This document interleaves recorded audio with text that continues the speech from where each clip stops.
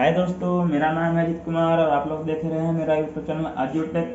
दोस्तों, हम लोग क्या कर रहे थे, हम लोग क्या प्रकाश पढ़ रहे थे। प्रकाश में क्या पढ़ लिए थे, प्रकाश क्या होता है, प्रकाश का परावर्तन क्या होता है, ठीक है। और उसके बाद परावर्तन के नियम क्या होते हैं। उसके बाद हमने पढ़ा था कि आपतन कोण क्या होता है, परावर्तन कोण क्या होता है, आपतित किरण क्या होता है, परावर्तित किरण क्या होता है, विलंब क्या होता है, आपतन बिंदु क्या होता है। उसके बाद हमने देखा था कि गोली दर्पण क्या होता है। गोली दर्पण का हम लोग देख लिया था।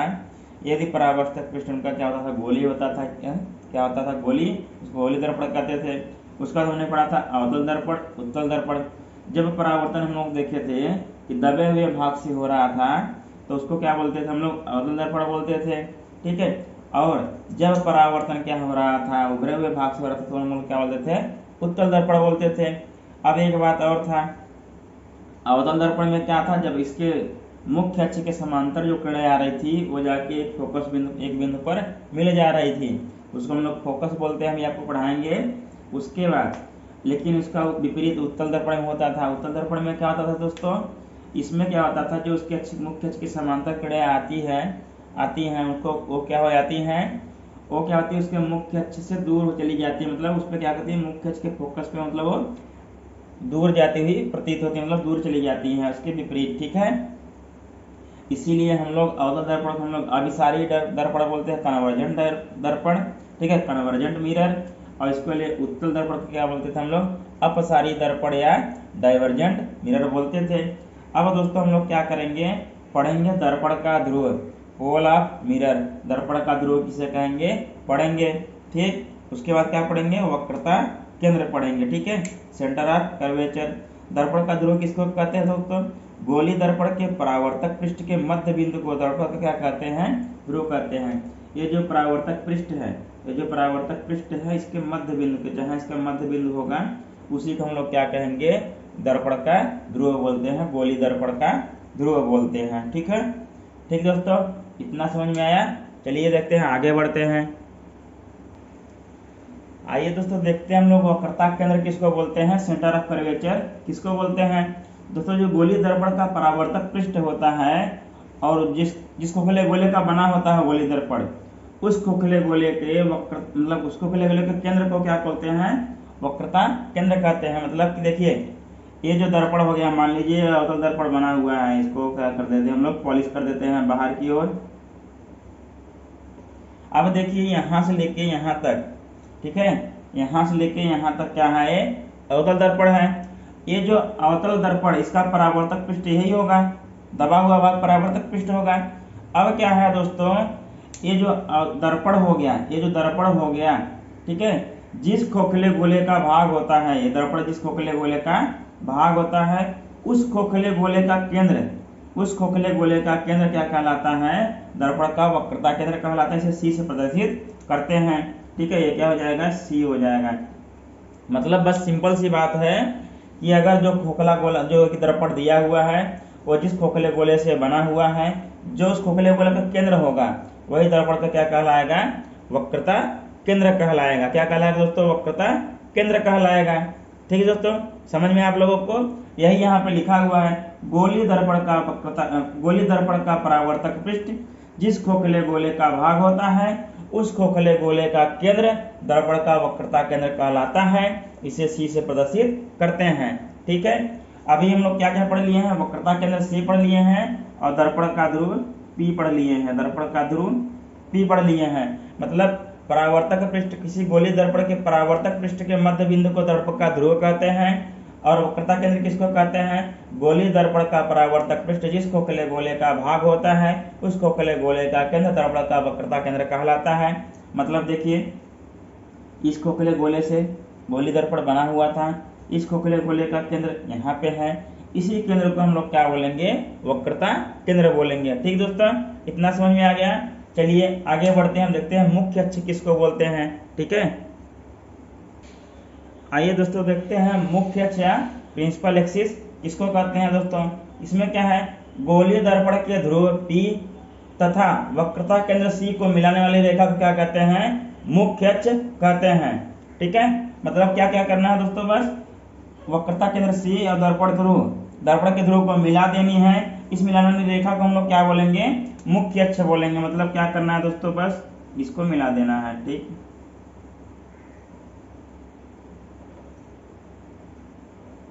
अब क्या करना है, गोली दर्पण के ध्रुव P तथा वक्रता केंद्र C को मिलाने वाली रेखा को हम लोग मुख्य अक्ष कहते हैं। देखिए गोली दर्पण का ध्रुव P यहाँ था, वक्रता केंद्र C यहाँ था, इन दोनों को हमने क्या कर दिया, मिला दिया। इसे क्या बोलते हैं दोस्तों, प्रिंसिपल एक्सिस या मुख्य अक्ष। ठीक है, इसको क्या बोलते हैं, मुख्य अक्ष बोलते हैं। ठीक है दोस्तों, समझ में आ गया कि इसको मुख्य अक्ष बोलते हैं। गोली दर्पण के ध्रुव P तथा वक्रता केंद्र C को मिलाने वाली रेखा को हम लोग क्या बोलते हैं, मुख्य अक्ष बोलते हैं। ठीक दोस्तों, अब मुख्य अक्ष समझ लिए हैं। अब आइए देखते हैं वक्रता त्रिज्या किसको कहते हैं, रेडियस ऑफ कर्वेचर किसको कहते हैं। तो आइए दोस्तों हम लोग देखते हैं वक्रता त्रिज्या रेडियस ऑफ कर्वेचर किसको बोलते हैं। गोली दर्पण का परावर्तक पृष्ठ जिस खोखले गोले का भाग होता है उस गोले की त्रिज्या को ही हम लोग वक्रता त्रिज्या कहते हैं। इसे r से प्रदर्शित करते हैं।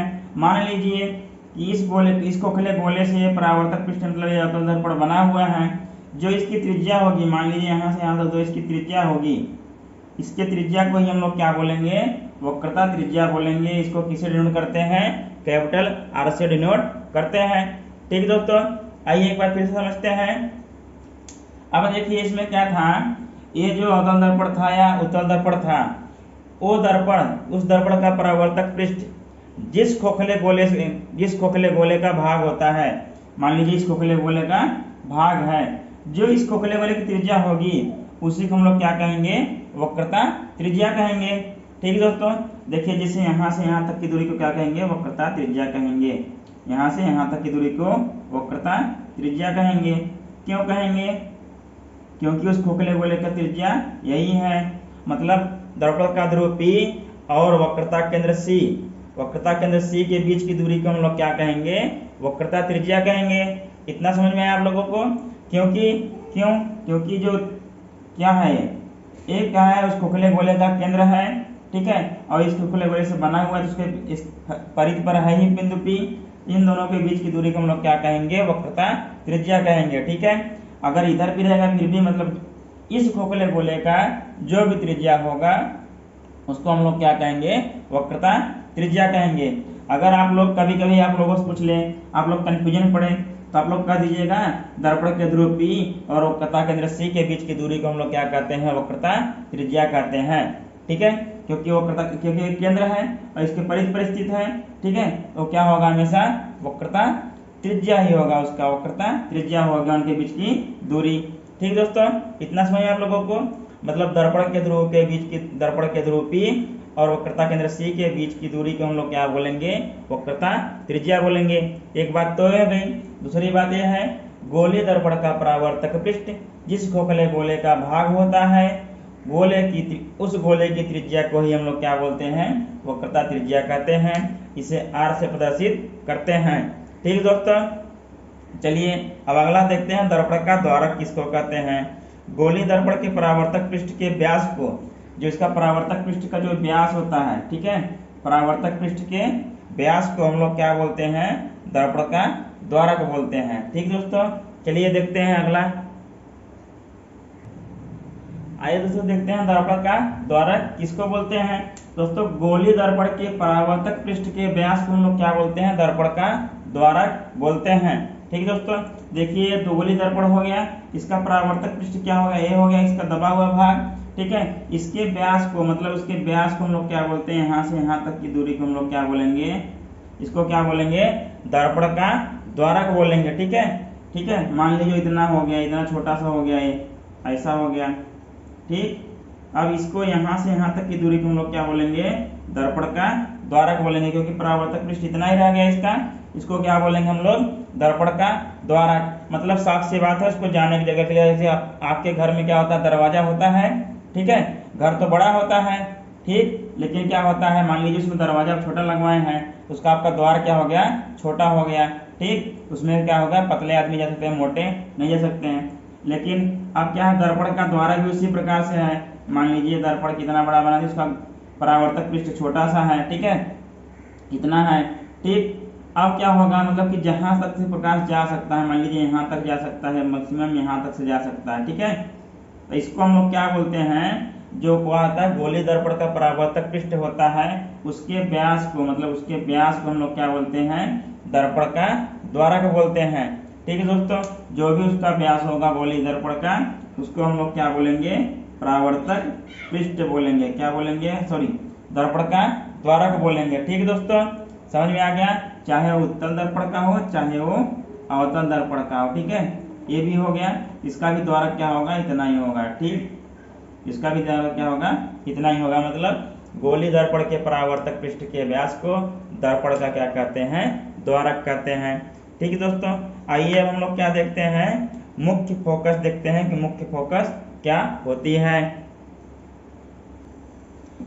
चलिए दोस्तों देखते हैं मुख्य फोकस किसको कहते हैं। गोली दर्पण के मुख्य अक्ष के समांतर आने वाली प्रकाश की किरणें, ठीक है, गोली दर्पण से परावर्तन के पश्चात मुख्य अक्ष के जिस बिंदु पर मिलती हैं या मिलती हुई प्रतीत होती हैं, उस बिंदु को दर्पण का मुख्य फोकस कहते हैं। इसे आपसे प्रदर्शित करते हैं। ऐसे जो ये कह रहा है इसको यहाँ समझते हैं। अब देखिए दोस्तों, ये क्या हो गया, गोली दर्पण हो गया। ठीक है, इसका क्या हो गया, देखिए दर्पण का ध्रुव हो गया, गोली परावर्तक पृष्ठ के माध्यम में दर्पण का ध्रुव हो गया। इसका जो गोली दर्पण का त्रिज्या था उसका वक्रता त्रिज्या हो गई। ठीक है, और उसका जो केंद्र था उसका क्या हो गया, वक्रता केंद्र हो गया। ठीक दोस्तों, अब देखिए क्या था, इसका मुख्य अक्ष हो गया। इसमें कह रहा है जो भी प्रकाश की किरणें हैं जो मुख्य अक्ष के समांतर आ रही है, देखिए मुख्य अक्ष है, इसके समांतर किरणें आ रही हैं दर्पण के थ्रू। ठीक है, देखिए ये किरणें ये है, ये है, ये है, ये है, ऐसे ढेर सारी किरणें हैं जो क्या आ रही हैं, दर्पण की ओर आ रही हैं। किससे, कैसे आ रही हैं, मुख्य अक्ष के समांतर आ रही हैं। अब कह रहा है मुख्य अक्ष के समांतर जो किरणें आ रही थी, फिर गोली दर्पण से परावर्तन के पश्चात देखिए क्या हुआ, यहाँ परावर्तन हुआ।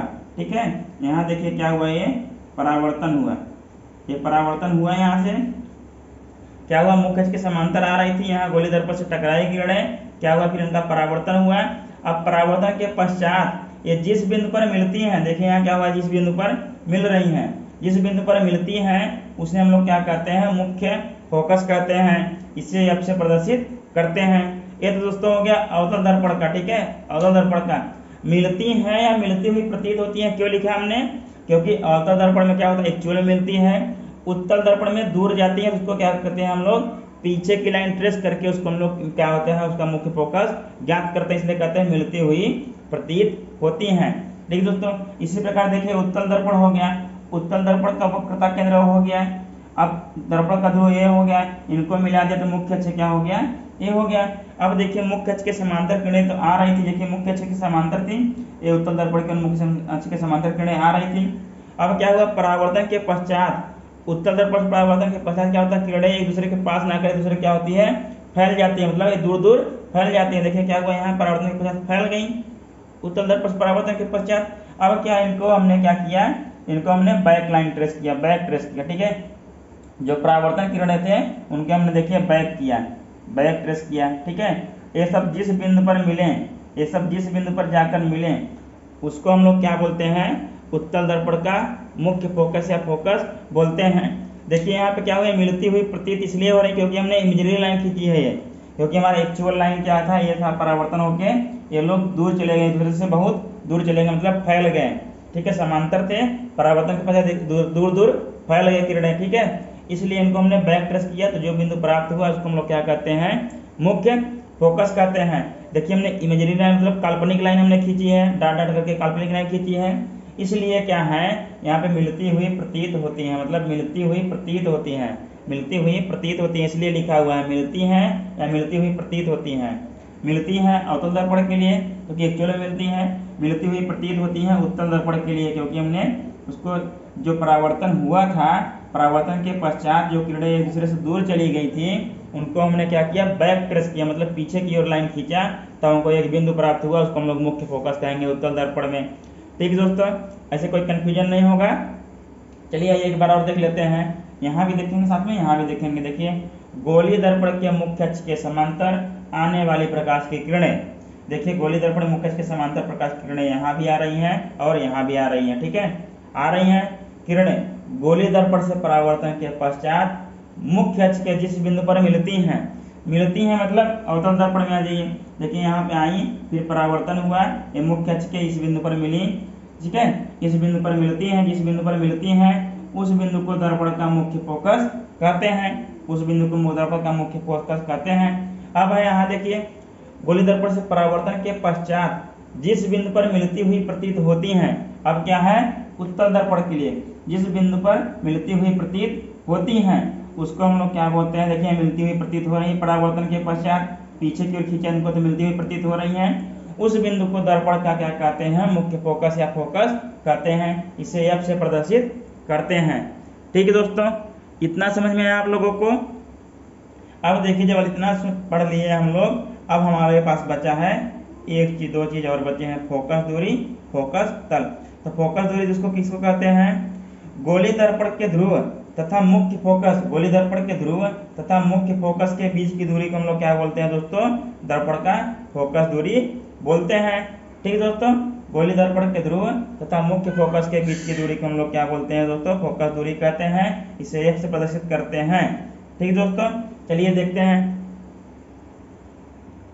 तो आइए दोस्तों देखते हैं फोकस दूरी किसको कहते हैं।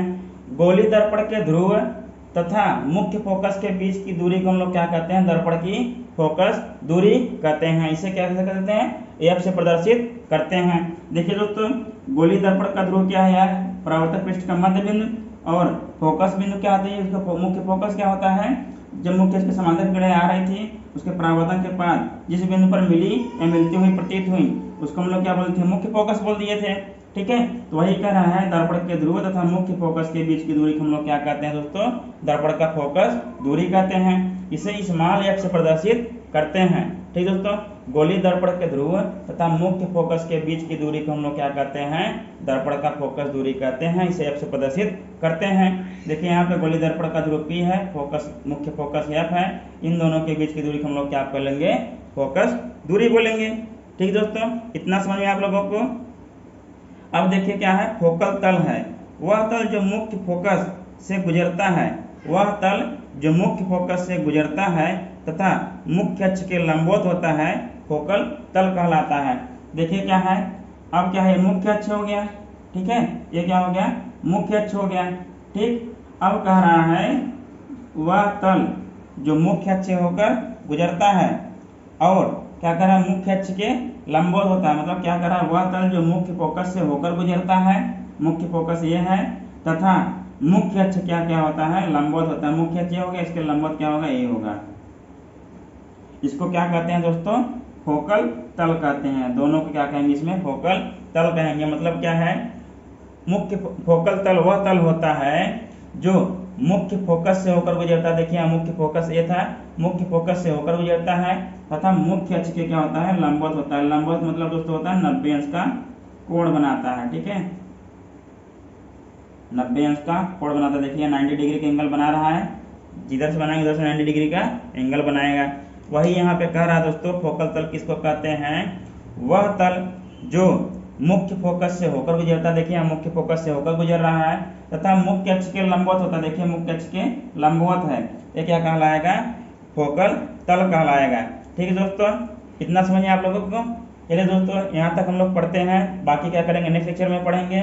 अभी हम लोग पढ़ेंगे फोकस दूरी तथा वक्रता त्रिज्या में संबंध पढ़ेंगे, जो कि होता है F = R/2 होता है। ठीक दोस्तों, ये सब क्या करेंगे हम लोग नेक्स्ट लेक्चर में पढ़ेंगे। ठीक दोस्तों, धन्यवाद। अगर आप लोगों को ये वीडियो पसंद आया हो प्लीज़ लाइक और सब्सक्राइब जरूर कीजिएगा और अपने दोस्तों में जरूर से जरूर शेयर कीजिएगा। धन्यवाद।